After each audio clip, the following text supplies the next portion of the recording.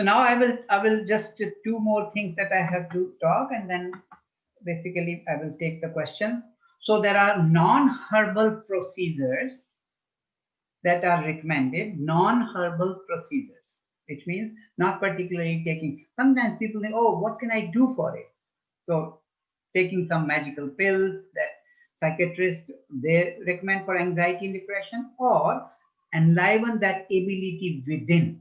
So here you can see non-herbal procedures we call sattva avajaya, raising the sattva, raising positivity, raising hope.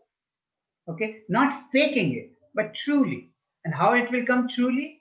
With more and more experience of Atma, which is within us, and it is true, right? So raising sattva, meditation, even prayer, but from that level.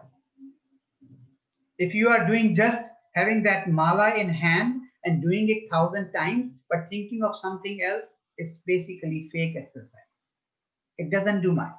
We believe in it that we are doing mantra for Hanuman, mantra for, that's fine. For some mind process, it may be helped.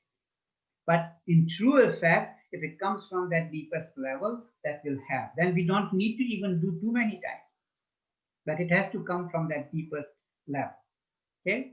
So that is the meditation, prayer, mantra japam, all of these. Pranayam, very important. There is a triangle that I can explain triangle. So breath, mind, and body. These are very closely interconnected. So mind is stressed, breath becomes shallow, body becomes tight. All kinds of symptoms occur in the body, right? Or if the breath is shallow, mind is running very busy and body is also very tight.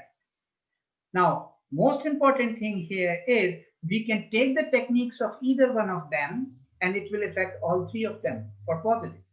So if we take the technique of, say, body, then it is asana, but doing it yoga way, right? With total focus there. Then it will also settle the breath and it will settle the mind.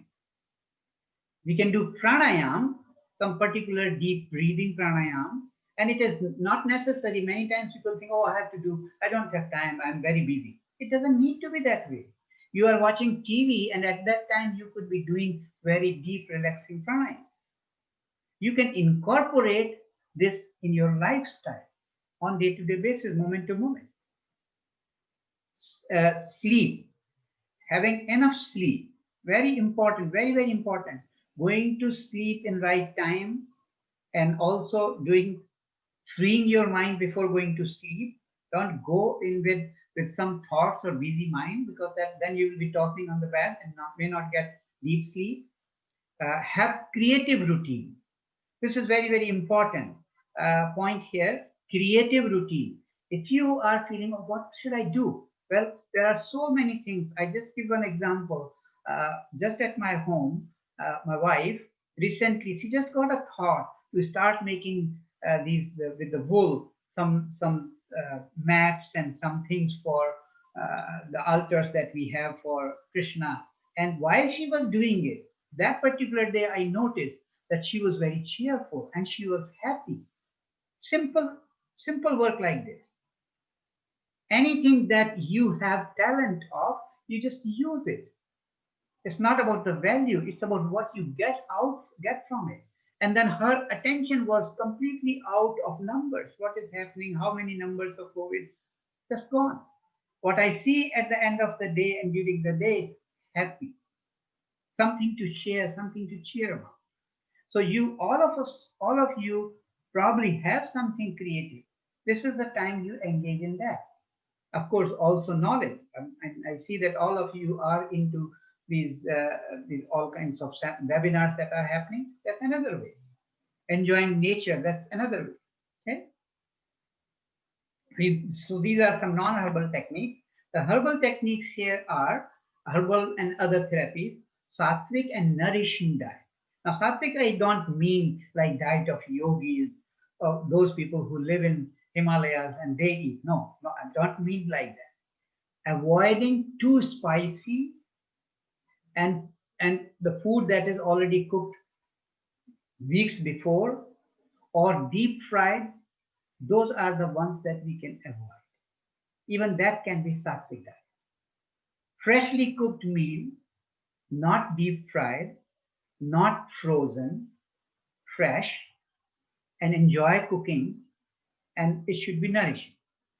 And that helps a lot because as we talked about sattvic, rajasic, tamasic, that food also is sattvic, rajasic, tamasic. If we all the food that is cooked before is tamasic or rajasic. Too much spicy is rajasic. So we can reduce the spice, not that we have to get out of spice. We can reduce the spicy, chili, cayenne pepper, all those things. The more we crave for this, that means there are some mental and physical toxins inside.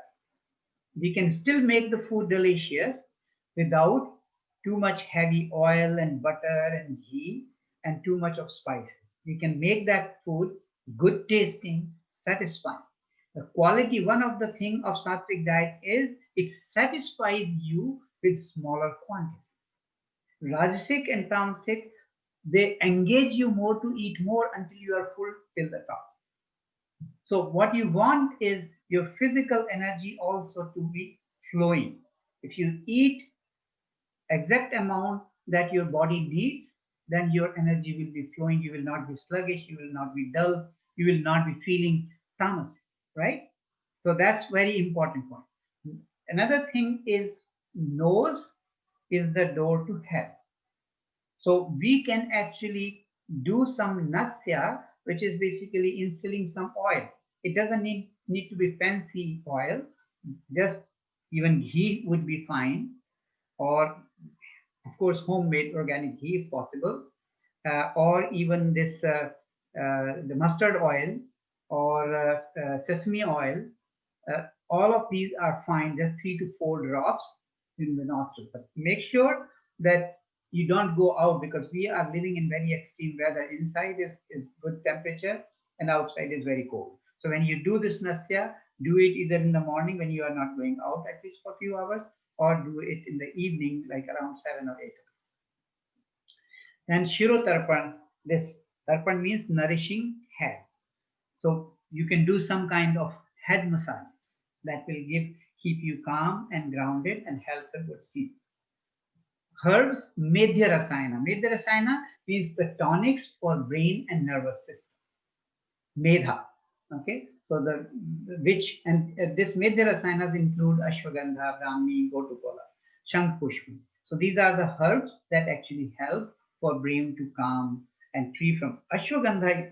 I was so surprised that everywhere now actually Ashwagandha is not something that is only to come from India. It's available in almost all stores, and they have recognized. You know this NB football game or NBA. They were advertising about Ashwagandha for stress and immunity.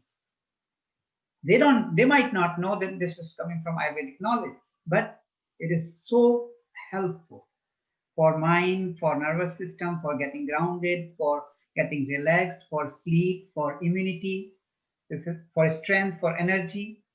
It's also called as Indian ginseng. That's the comparison that they give. So this is what I wanted to share with you as the mental health in the COVID time and Adhyatma. So my focus was on Adhyatma and how we can connect to ourselves. We have the technique. We are privileged to come from that tradition. Now it is time for us to put this in practice and enjoy ourselves and help others also to enjoy. Thank you very much. So we can now take the questions.